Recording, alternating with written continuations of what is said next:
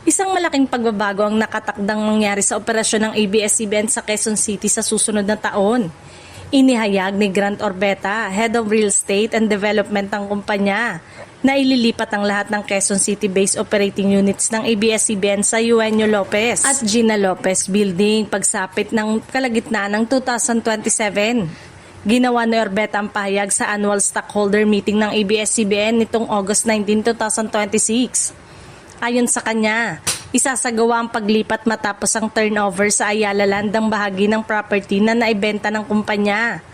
After turnover of the sold parcel to Ayala Land by mid-2027, all operating units based in Quezon City will hold office in the Eugenio Lopez Communication Center and the Gina Lopez Building, pahayag ni Orbeta. Matatandaang noong February 2025, binili ng Ayala Land ang humigit kumulang 3 ektaryang bahagi ng ABS-CBN property sa Quezon City sa halagang 6.24 billion pesos. Kasama sa naturang transaksyon ng main building at ang mga lupaing kinatatayuan ng Millennium Transmitter. Gayunpaman, hindi nangangahulugan ng bentahan na tuluyan ng mawawala ang presensya ng ABS-CBN sa makasaysayang compound nito sa Quezon City.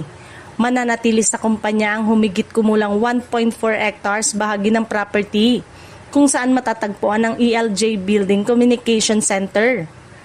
Dito kasama ang Gina Lopez Building. Pagsasama-samahin ang mga operating units na nakabase sa Quezon City sa inaasahang turnover sa kalagitnaan ng 2027. Magbubukas ito ng panibagong yugto para sa ABS-CBN habang inaayos nito ang paggamit ng mga natitirang pasilidad at ari-arian nito. Bagamat malaking bahagi ng dating compound ang mapupunta sa Ayala Land, magpapatuloy pa rin ang operasyon ng kumpanya sa Quezon City sa mga gusaling mananatili sa ilalim ng ABS-CBN.